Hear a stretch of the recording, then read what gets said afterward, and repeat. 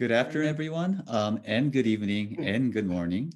Thank you for joining us in today's webinar, where we will be discussing the South Korean and US government roles in promoting human rights in North Korea.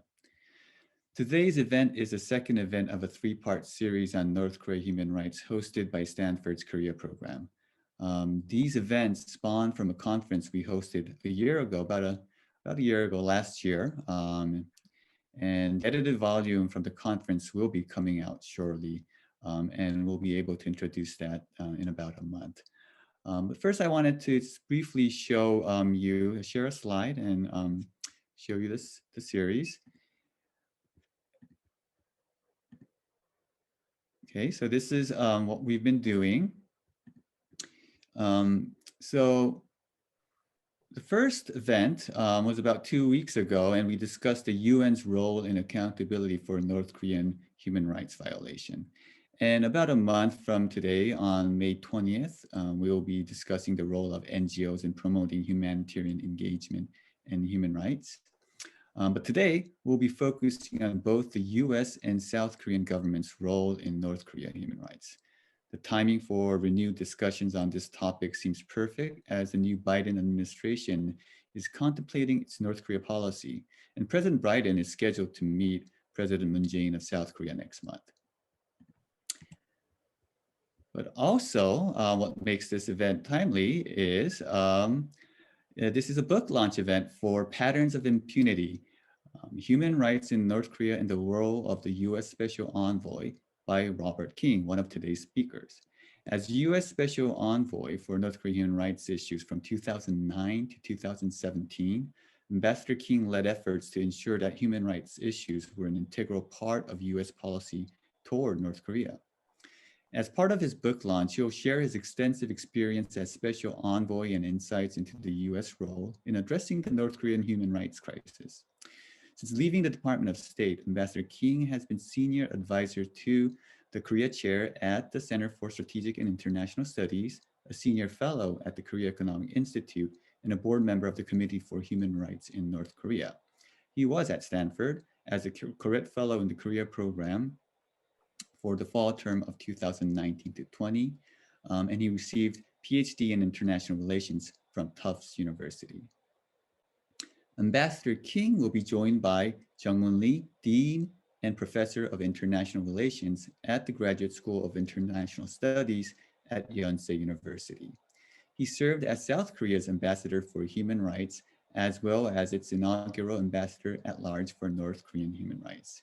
He is currently a board member of the Committee for Human Rights in North Korea and an advisory council member of the International Bar Association's Human Rights Institute. He received his BA and Master of Law degree from Tufts University and Doctor of Philosophy from the University of Oxford. Professor Lee will talk about his role as South Korea's ambassador for North Korean human rights in the past and on the North Korean human rights issue under the current South Korean government. Please welcome me in joining Ambassador King and Professor Lee. Once again, thank you for joining us today. So without further ado, I'll turn the screen to Ambassador King. And we'll first go with Ambassador King and then to Professor Lee, and then we'll convene for discussions and Q&A. Thank you very much, Jung-Suk. I appreciate very much the opportunity to talk about this new book and talk about the issues that Jung-Hoon and I have been dealing with for a decade now. One of my special memories from the time that I was special envoy was being present at the foreign ministry in Seoul when the foreign minister swore in Jung-Hoon as the ambassador for North Korea human rights. I have very fond memories of that occasion. We worked together on a number of issues related to North Korea human rights. I want to talk a little bit about some of those issues. It is unfortunate and ironic that after I left the position with the change of administrations here in the United States for the last 4 years, there has been no special envoy for North Korea human rights in the United States. And unfortunately, the same thing happened also in South Korea after Jung-Hoon left the position with the change in government there. There's not been a special an ambassador for human rights, North Korea human rights issues in South Korea. And I think it's encouraging, at least, that in the United States, the new Secretary of State, Tony Blinken, has indicated in a congressional hearing that it was the intention of the administration to appoint someone to that position. So I hope at least the United States will be moving in a positive direction and being more active and involved in human rights than was the case in the previous 4 years. It's a particularly appropriate time, I think, to be talking about North Korea human rights. In the United States, the Biden administration is reviewing policy toward North Korea. The question is, what role does human rights play? And I think that's one of the issues that's being looked at. In South Korea, the South Koreans have imposed very tough policies over the last year or so to clamp down on the spread of COVID because of its fragile healthcare system. Borders have been tightened, travel restricted, and the question is, where do we go and what do we do in terms of dealing with North Korea? And I hope that that we can talk about the role that human rights can and should play in that process. One of the important values, I think, of having a special envoy on North Korea human rights is the role that that person can play in terms of not just calling attention to human rights, but also as an official in a senior position within the State Department, the U.S. Foreign Policy organization. There's an opportunity to press on human rights to make sure that it gets attention, but also it's important to have human rights input on the impact on human rights of some of the activities that and actions that the government may be carrying out. What is the humanitarian impact of UN economic sanctions? And what does that do in terms of human rights? How do we deal with the ban on travel by US citizens? And how can we engage with North Korea in a positive way? And this is something that we need to do in addition to looking at how do we deal with nuclear issues and missile problems. But we need to see what kind of impact those issues are going to have on the human rights of the country involved. When I was the special envoy, there were 4 or 5 areas where we tried to focus attention to put pressure on North Korea to encourage the North Koreans to move in a more positive direction on human rights. One of the areas that Jung-Hoon and I spent a lot of time focusing on was the United Nations. The United Nations is a major way of pressing North Korea on human rights. The UN, working through the UN and with UN agencies, gives greater validity and acceptability to the human rights issues. And one of the things that's very clear is that North Korea is very sensitive about its international legitimacy. And by working through the UN organization, it puts greater pressure on North Korea than simply having the United States and South Korea and a few other countries raise the issue. There's a real impact of having the United Nations involved. The periodic criticism in UN resolutions, the discussions that are held in the Human Rights Council in Geneva, the General Assembly in New York, even a number of times in the last few years in the UN Security Council, we've been able to continue to press North Korea on those issues. The Commission of Inquiry in 2013, 2014 was a major step forward in terms of putting pressure on North Korea. And it was something that couldn't have been done by the United States and South Korea working together. It had far greater impact when there's an Australian Supreme Court Justice, when former Attorney General of Indonesia, when a human rights activist from Serbia chair the commission which delivered an excellent report and a very strong indictment of North Korea's human rights record. So these areas are particularly important, I think, in terms of pressing the United Nations to play an active role on North Korea's human rights issues. In the past, both the United States and South Korea worked together in pressing through the United Nations the North Korean human rights problems. Unfortunately, the United States withdrew from participating in the UN Human Rights Council in 2018. I'm happy that just a couple of months ago, with the change in administration in the United States, the US is back engaged and participating with the Human Rights Council. This is progress, and this is a move in the right direction. Unfortunately, South Korea, which had been involved in supporting the UN activities, has also backed away from criticizing the North in UN forums, and that, I think, is unfortunate in terms of the progress. So the United Nations has been a critical, important part of what we've tried to do in putting pressure on North Korea to make progress on human rights. Second area that's been important is the importance of information reaching North Korea. Access to information is a key aspect of human rights, and it's important if countries involved and the citizens of these countries are to understand the importance of human rights. Access to information is central to that. We've been able to do a great deal. South Korea, the United States have put major efforts into broadcasting into North Korea, because that's one of the only ways of getting immediate news information into North Korea. But there are other efforts that have been undertaken by the United States and South Korea to some extent to get information into the North with USB drives and getting other information into North Korea and available to North Koreans. The recent messy issue in South Korea of balloons and leaflets has undermined some of the efforts to focus on getting information into the North, but it's also called attention to the fact that the North is very sensitive about accurate and external information reaching its people. A third area that was a particular concern for the United States that I spent a lot of time when I was a special envoy was dealing with American citizens detained in North Korea.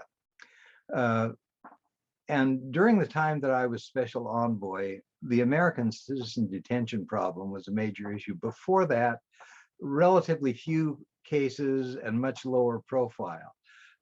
Since I left the office, there also has been far less to do in that area, in large part because the issue is more difficult because of the travel ban the United States imposed, which means Americans are no longer allowed to travel to North Korea. At the same time, the North Koreans have tightened border controls because of the COVID pandemic. And the result is that there have been fewer problems of American citizens having difficulties. When I was there, there certainly were problems. When my nomination as special envoy was sent to the Senate for confirmation by the Senate in accordance with US procedures for appointment of ambassadors, my nomination was late getting to the Senate because Bill Clinton, former president, was in Pyongyang securing the release of a couple of journalists who had been arrested early in 2009. But during the time that I was special envoy, dealing with American citizen issues was a problem. It's become less serious because of the travel ban and of COVID, but it's still an issue that continues to be a problem and is likely to be a problem because of the nature of the North Korean regime. They're anxious to do things to put pressure on the United States and create problems, and holding American citizens has done that. Uh, a fourth issue that has been important to the United States has been the question of defectors or refugees from North Korea who have left North Korea and sought to live elsewhere. The United States has always has taken the point of view, the Congress in particular, that if North Koreans could leave North Korea, they'd all come to the United States. In fact, most of them have gone to South Korea. But the United States has still taken the point of view that people should have freedom of movement and that individuals who wish to leave North Korea should be able to do that.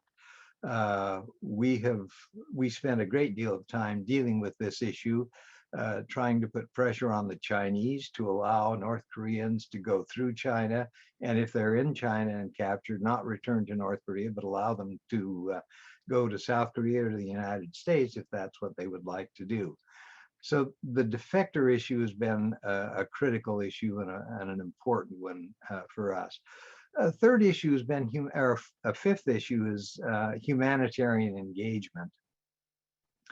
The United States has been involved to some extent in providing humanitarian assistance to North Korea. We were heavily involved during the period of the 1990s during the famine. We provided some assistance after that period of time, but mostly natural disasters and providing help when there have been floods and other problems. But one of the things that I did was to negotiate with the North Koreans about the possibility of providing humanitarian assistance. North Korea misallocates resources, does not provide adequate resources for healthcare and food for the population. And this has created problems in terms of how we can provide help to the North Koreans. And it's not just a question of government-to-government relations between the United States and North Korea. It's also an issue involving private humanitarian organizations as well as United Nations organizations that are involved in humanitarian issues. So these are all issues that were important that I spent time dealing with and that I hope we'll be able to continue to engage with the North Koreans on these issues and be able to make progress on these. I've probably gone on longer than I should, but let's go ahead and move on. Thanks very much. Thank you, Ambassador King, for those remarks. And then we'll go to Professor Lee. Thank you, Dr. Lee. Let me also begin by thanking the Shorenstein APARC's Korea program for hosting this event. A very important subject matter that's been sort of on the sidelines of other issues when it comes to North Korea. I might add that it will probably be better for this program to have two current ambassadors talking about the two governments' promotion of human rights in North Korea. But sadly, in both countries, there are no two current ambassadors for North Korean human rights. I can speak only for myself in Korea. My tenure ran out in September 2017. Of course, 2017 is the year that we had that transition of the Moon government coming in, and his government has not appointed my successor, and that remains the case to date. Earlier in August 2020, so it was last year in the summer, the opposition party representative Tae Yong-ho. Tae Yong-ho, of course, is a defector himself, but now he's in the National Assembly. There was a Foreign Affairs and Unification Committee where the foreign minister at that time was Kang Kyung-hwa. She was attending, and he raised this question to her. Why are you leaving this position of ambassador for North Korean human rights vacant? Why aren't you recommending someone? Basically, the foreign minister recommends, and the appointment itself is actually done at the presidential level. So the president appoints. So why aren't you recommending anyone? It is by legislation that the government is supposed to have an ambassador for North Korean human rights. And the foreign minister's answer at that time was that the foreign ministry determined that there was no proper area for an ambassador for North Korean human rights to function in. In other words, to say it more plainly, to appoint someone in this capacity was useless because there's nothing he or she can do.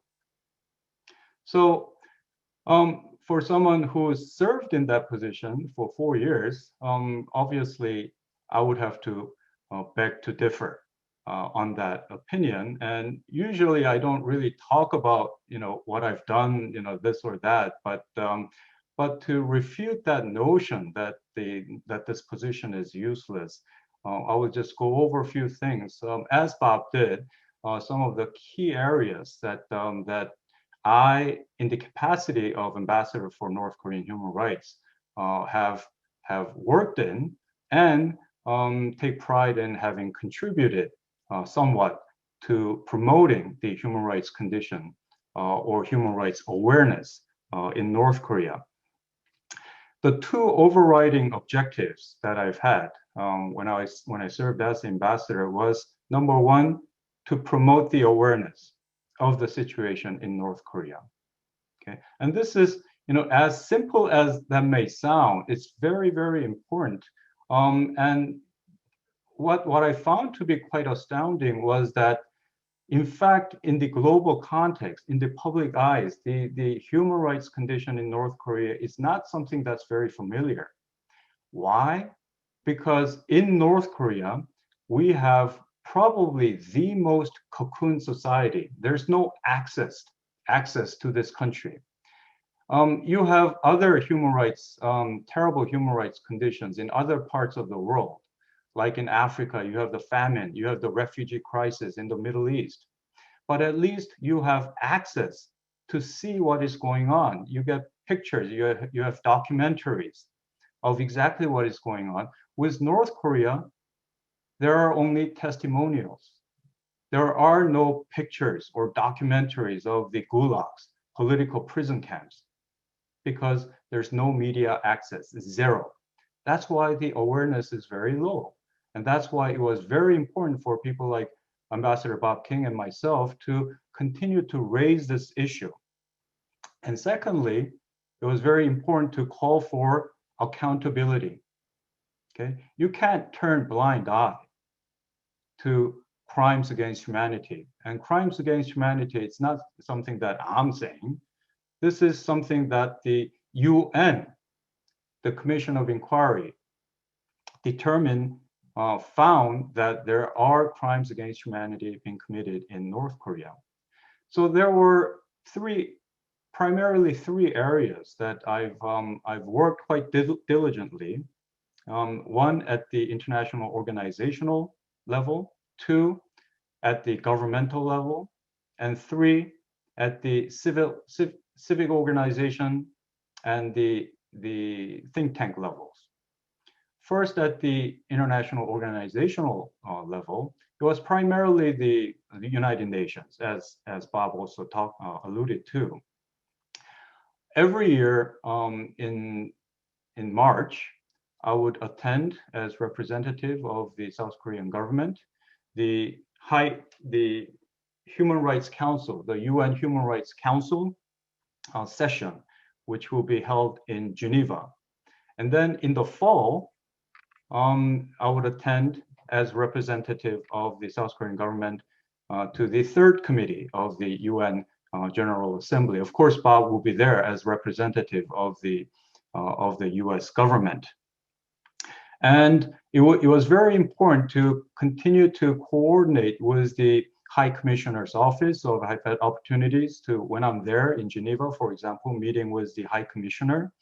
So I had the good pleasure of meeting and speaking with Zaid al-Hussein, who was at that time the High Commissioner. And through that meeting, I was also able to invite him, on the occasion of his visit to Korea, to invite him to speak to the students, for example, at Yonsei University. And he kindly obliged. And that sort of thing is, I think, very, very important. When I was first appointed in 2014, as late as that, I might add that the High Commissioner's office that was to be set up in Asia to deal with North Korean human rights was actually going to be located in Thailand, Bangkok, Thailand. That's why actually the budget for the High Commissioner's office in Asia for North Korean human rights took into account the inflation and the living standard of Thailand, because that's where it was supposed to be located. So I take great pride in having contributed some in turning in veering the location of that, what we now call the OHCHR Seoul office to Seoul instead of Bangkok. The governmental level was also very important because we needed to coordinate the human rights policy towards North Korea. And of course, first and foremost, the most important thing was the two allies between the United States and South Korea. And that's why for the 4 years that I was ambassador, I worked very, very closely with Bob on so many different issues in coordinating, trying to coordinate the two countries' policies that we're on the same page. But it's not just the U.S., but also with Japan. I still, even in private capacity, work with the Japanese government on the Japanese abducted citizens issue, even today. But the EU, the governments of Canada, United Kingdom, Italy, and even Pakistan, trying to, again, raise awareness and also coordinate as much as we can in the international scene, the policy, human rights policy towards North Korea. The third area that I was quite actively engaged in the capacity of ambassador was the civic organization and NGOs. Bringing together the NGOs was a very, very important issue, important development. For example, hosting side events at the UN sessions in both Geneva. In the case of Geneva, worked with the Human Rights Watch, and in the case of during the third committee in the UN General Assembly in New York, it will be with the Human Rights Foundation. Many other major think tanks, the CSIS, the AEI, Heritage Foundation,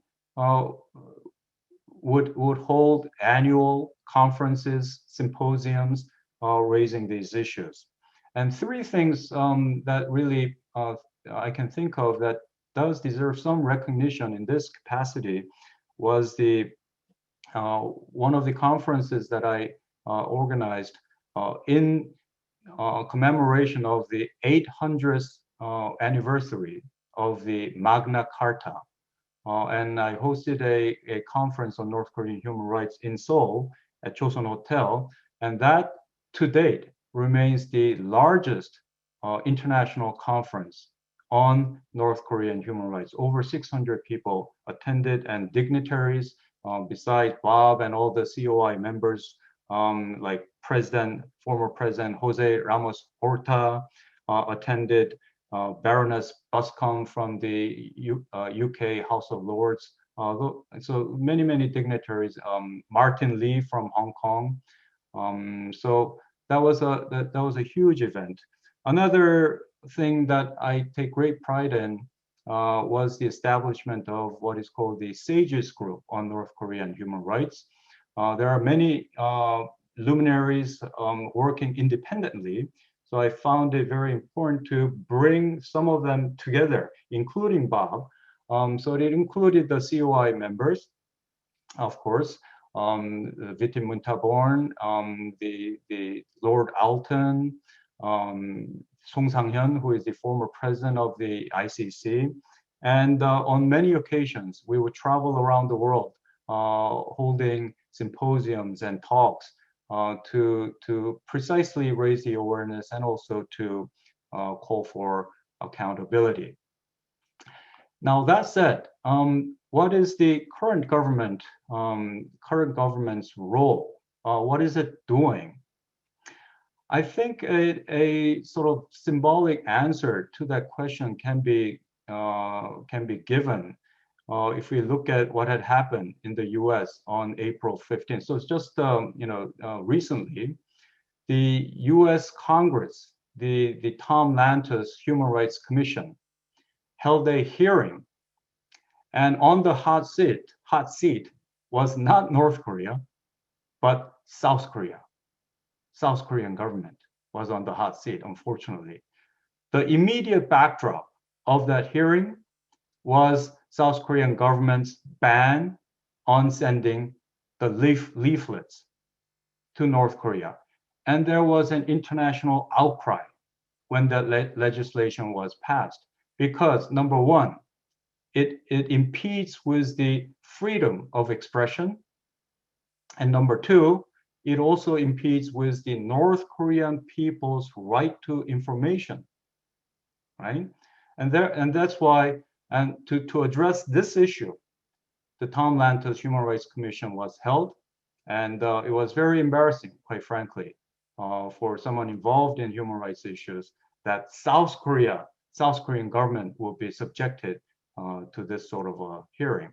But I don't think it was just the anti-leaflet bill that led to this. I think it's a series of developments, series of things that the current South Korean government has been involved in that led to this.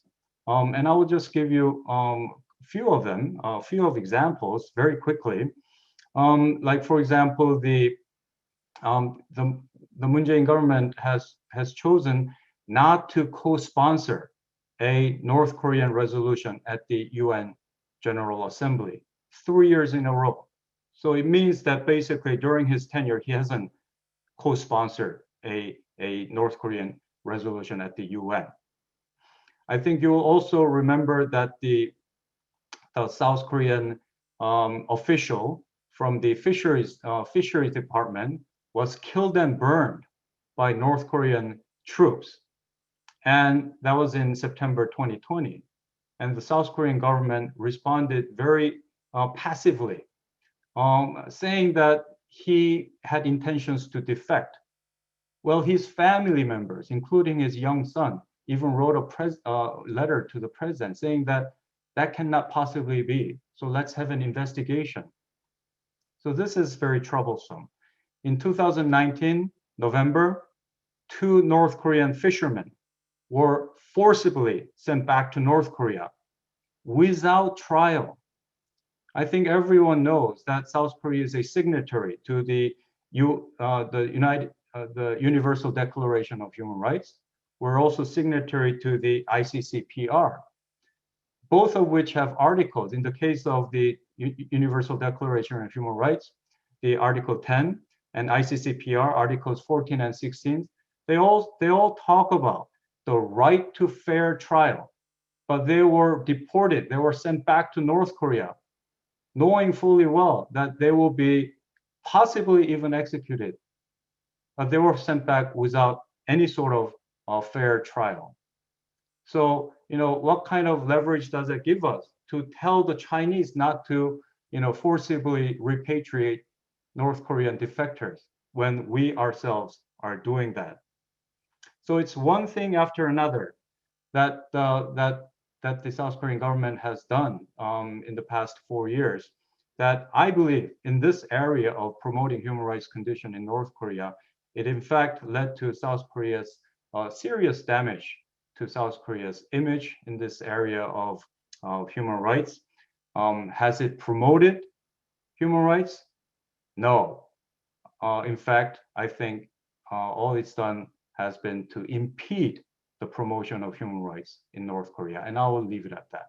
Okay, thank you very much, Professor Lee, for those remarks. When we discuss North Korea human rights, sometimes it's a bit challenging to actually grasp exactly what we're focused on or what we're talking about, because human rights can refer to a variety of things. It's a broad notion. It could be right to political right, freedom of opinion and speech, gender equality, but also it could be something more general, high level, such as dignity, justice, etc.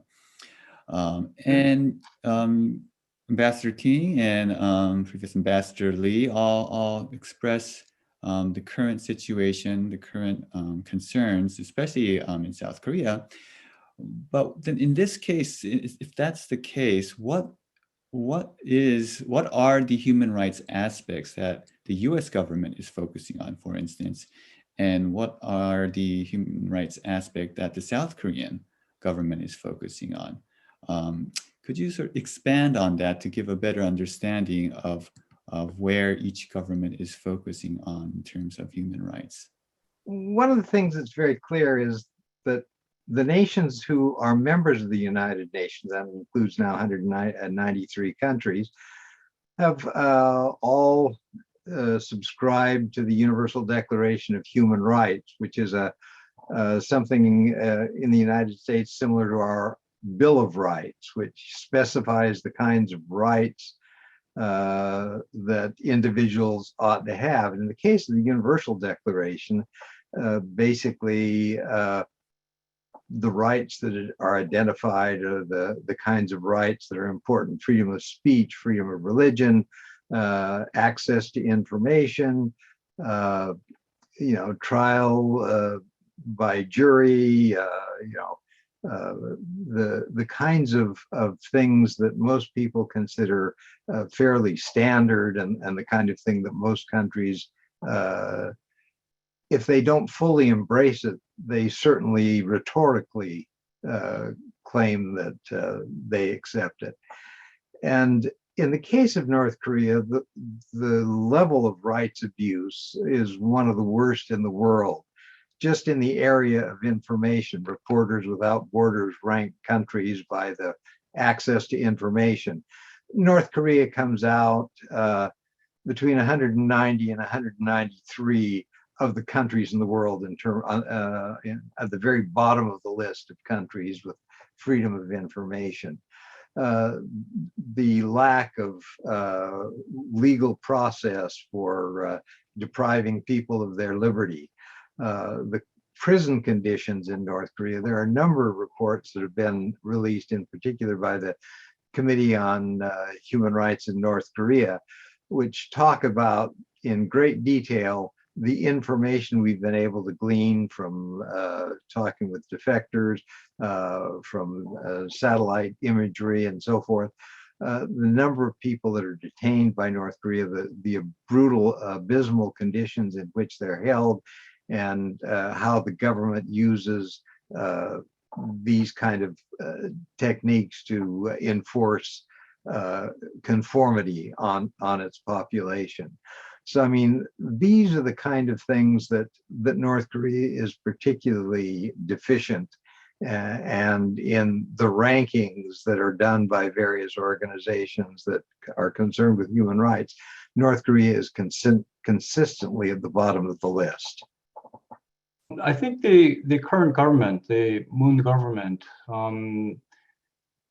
takes a different sort of approach or focus on the North Korean human rights issue, whereas in the traditional sense, when we were ambassadors, I mean, we were, I think, leaning more towards the ICCPR issues, whereas the current administration is more focused on the International Convention on the, like economic, social, cultural. So the North Korean human rights in terms of their right to food, their right to some medicines, and so on. So it's much more focused on humanitarian assistance, okay, humanitarian aid to North Korea. And to do that, you have to be on good terms with North Korea to provide these things. And that's why we have to, improve the bilateral relations. You cannot aggravate them by, co-sponsoring the North Korea resolution at the UN. You cannot provoke them, and so on and so forth. No one is denying the importance of providing humanitarian assistance to North Korea. But the problem with that is that, number one, when you do provide humanitarian assistance, are they getting? Is it getting to the people in need? Okay, so that's the first question. The verification that whatever you send is getting to the people in need. Number two, will it? I mean, isn't it just going to perpetuate the situation at some point? I mean, where do you draw the line? How long?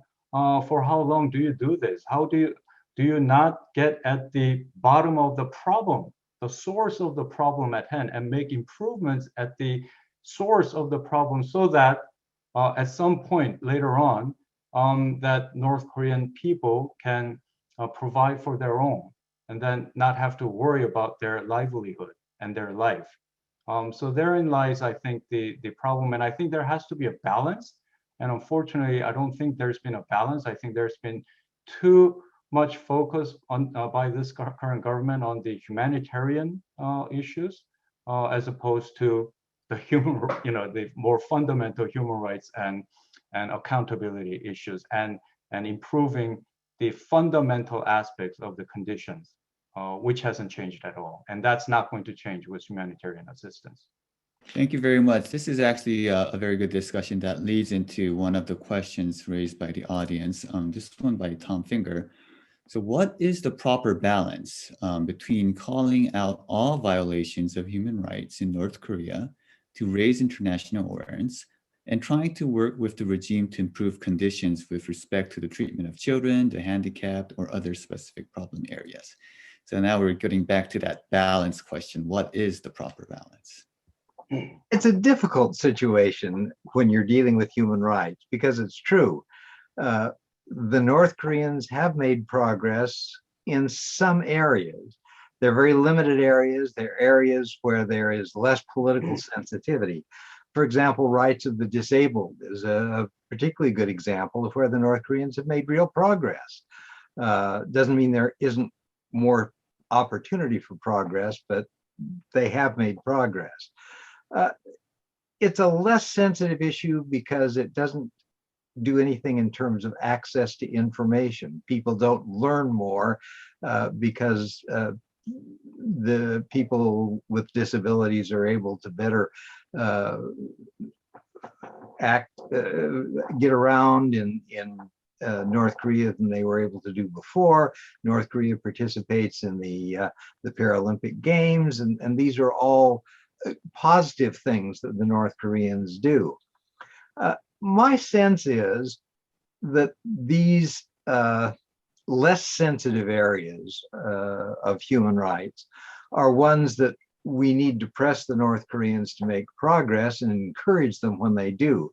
When we were dealing with North Korea in the Human Rights Council and making recommendations to the North Koreans, I always made recommendations in areas like this to see if we could encourage the North Koreans to make progress.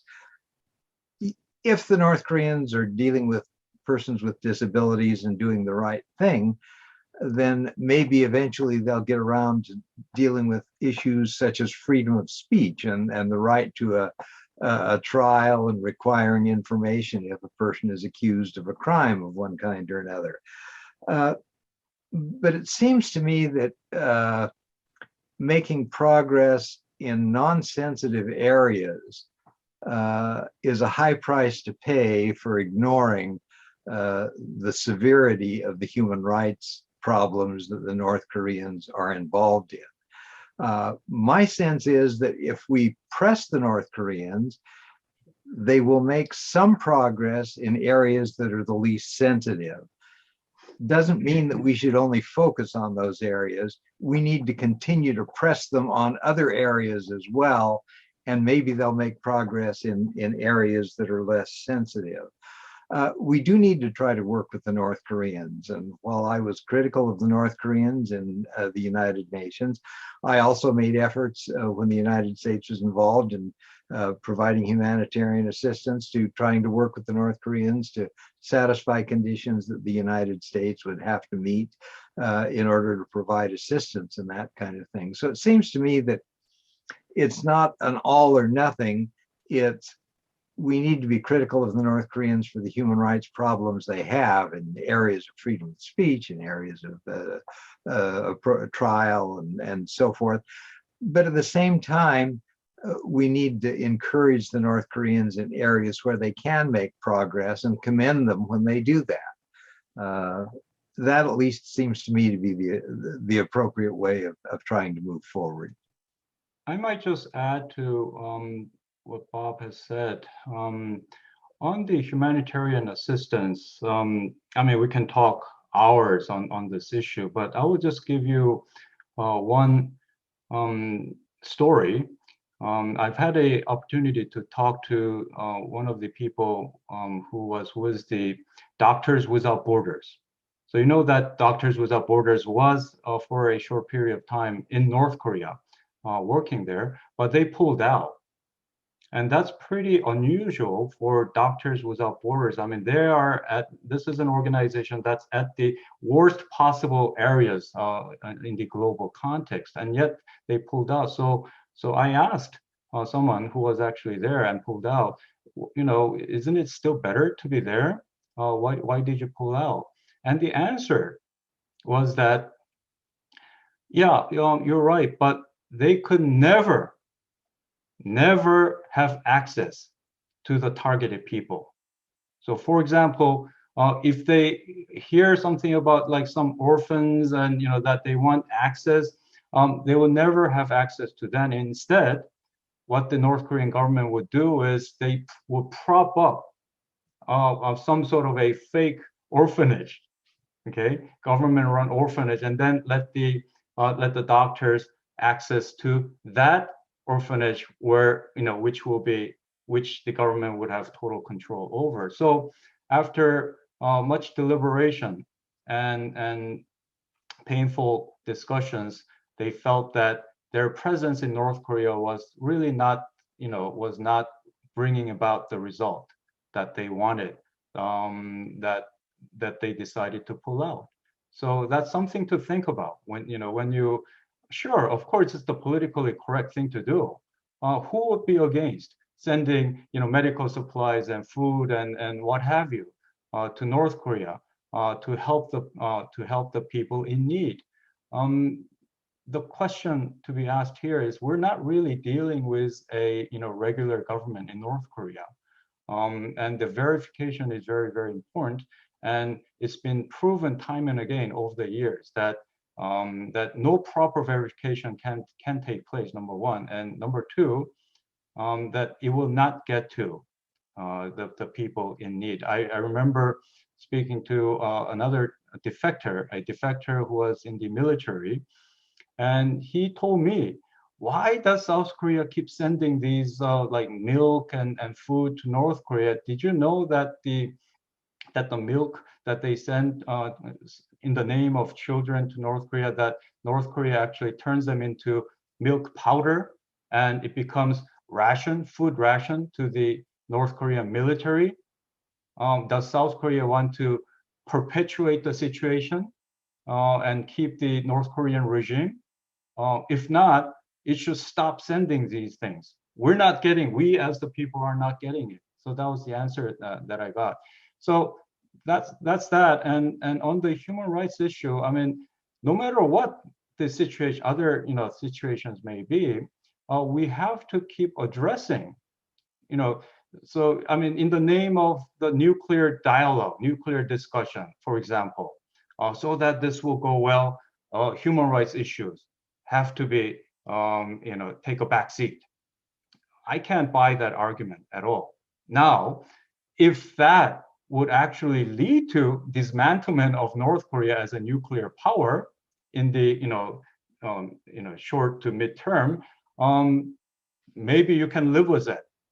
But haven't we learned enough over the years that by not addressing these human rights issues that North Korea is very sensitive to, could somehow turn to North Korea, you know, on its own voluntarily improving the situation, or maybe relenting on its nuclear weapons?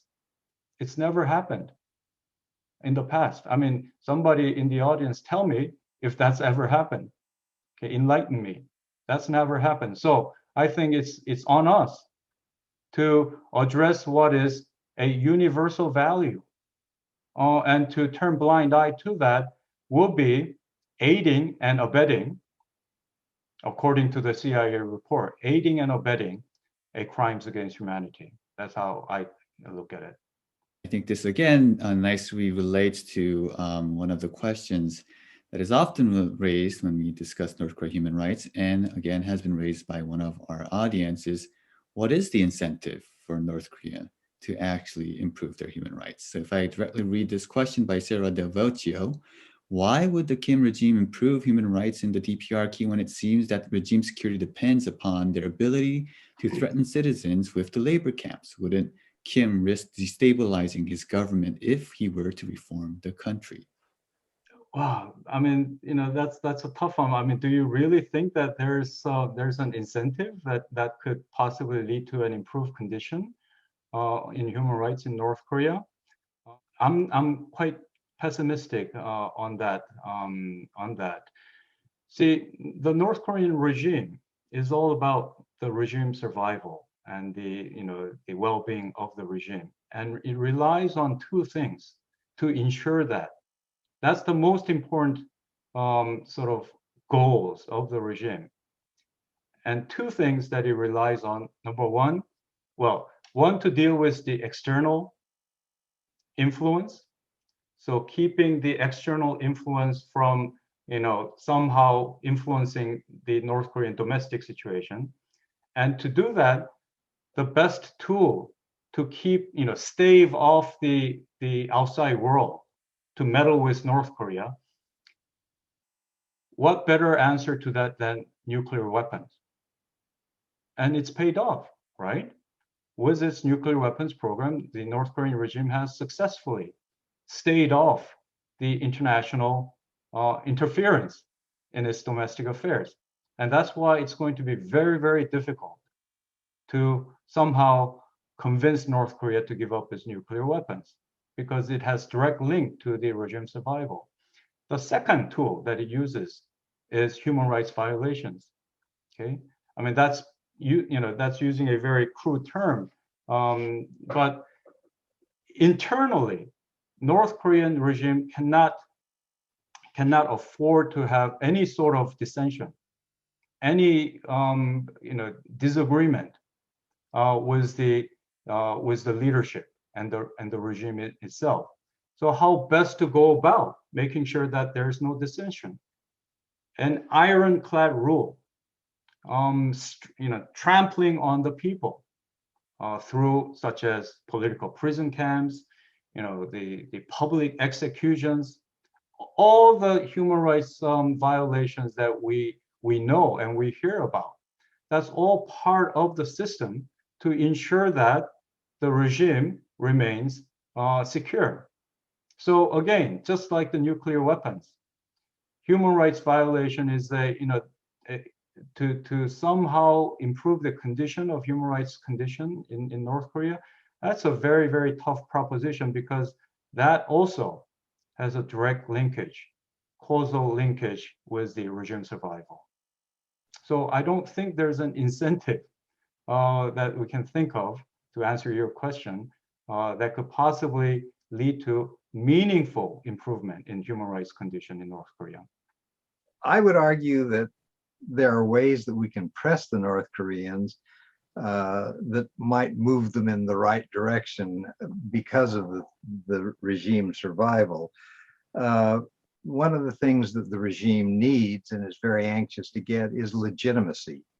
When you look at the differences between North Korea and South Korea is the 12th or 13th country in the world in terms of the size of its economy. North Korea ranks about the same as many countries in sub-Saharan Africa. How does a country claim legitimacy when right across the border you have a country that speaks the same language, the same culture, the same people, and it's done so much different kinds of things and has so much better standard of living and respect. And so I think what we do by arguing that failing to accept the Universal Declaration of Human Rights, the rights that are available, that are all countries have subscribed to, questions the legitimacy of the regime in the North. And I think we need to continue to press them on human rights, because they need to provide those rights to their people to gain the legitimacy that's important to them. Access to information. If people in North Korea understand what's going on elsewhere in the world, it's going to put pressure on the government to take the kind of steps they ought to be taking in terms of providing better resources or more resources to people in terms of food and medical care, and less in terms of military expenditures for weapons and so forth. So it seems to me that what we need to do by pressing on human rights is to argue that it has value to the regime's survival, and therefore they'll move in a more positive direction, at least make progress in terms of doing that. But that really is the conundrum that we face with North Korea, is regime survival trumps everything, and human rights is seen by the North Koreans as a threat. Thank you very much. So we're almost at time, but I still want to quickly squeeze in a couple of questions raised by the audience, and I'll direct these separately. So first, Professor Lee, there's this question about, okay, what do you think the current South Korean government's intentions are? How come this government is going so against the previous efforts? So if you could briefly enlighten that. And then to Ambassador King, this is a question by Roberta Cohen. The North Korean government in 2002 admitted to having abducted Japanese. What do you think would lead North Korea's willingness to provide more information, allow for family meetings, and free additional Japanese? What is the main obstacle here? So maybe in each of you, maybe enlighten us with about 30 seconds or so. That'll be great. Why is the current government so against the previous government's human rights policy, I guess? Well, it just has a different perception of North Korea. And certainly a bit different take in terms of how we should approach the North Korean regime. You know, whether you like it or not, and that's just the way it is. I think the current government feels that addressing these human rights issues does not in any way improve the human rights condition in North Korea. So why bother with it? If it does anything, it only hinders or it aggravates and provokes North Korea, which will prevent the broader question or endeavor to improve inter-Korean relations, and maybe even lead to you know, an improvement in the security area. So I think that's just the basic take on the human rights issue by the current government. And you know, the results are shown in terms of its policies adopted on North Korean human rights issues, at both at the Korean Peninsula issue and at peninsula level, as well as at the international UN level. Ambassador King, on the Japanese abductees. The Japanese abductees are one of the most outrageous of the North Korean human rights violations. North Korea abducted Japanese citizens, physically carried them off of Japan and took them to South Korea. And the North Koreans admitted that, as Roberta mentioned, in 2002. The problem, I think, with North Korea is North Koreans don't like to admit they're wrong or that they did something wrong. And it's the kind of thing that the North Koreans don't want to admit it. It was something that they, I think, did in 2002 in an effort to try to gain assistance from the Japanese in terms of economic benefits, and they did receive some significant economic benefits at that time. It's, the reasons they abducted the Japanese in some cases was to try to teach spies how to act like Japanese so that North Koreans could go into Japan and conduct activities there. There are some who suggest that there may be some use of Japanese identity by North Koreans, and so the abducted individuals were identity was stolen and used. The reasons for doing it are the kind of things that no serious government, no responsible government in the world would do. And the North Koreans are not willing to back down and say, yeah, we goofed up, it was somebody else that did something wrong. They simply have to say, you know, we don't make bad decisions, the party is always right, and therefore what we did is right. It's been a real obstacle in terms of relations with Japan. Obviously, that's a fraught relationship that has a lot of other issues to it. But there's no question that the Japanese abductions are one of the most difficult and most outrageous actions by the North Koreans in terms of what they've done. Not an easy solution, one that I think we need to continue to support Japanese efforts to try to get that issue resolved, because it's an important one. Once again, thank you very much for the time here and your remarks, but also your previous efforts in improving North Korean human rights issues. And also, I expect you will be continuing pursuing these efforts. So once again, we appreciate that very much. Thank you, and hope to see you in other occasions.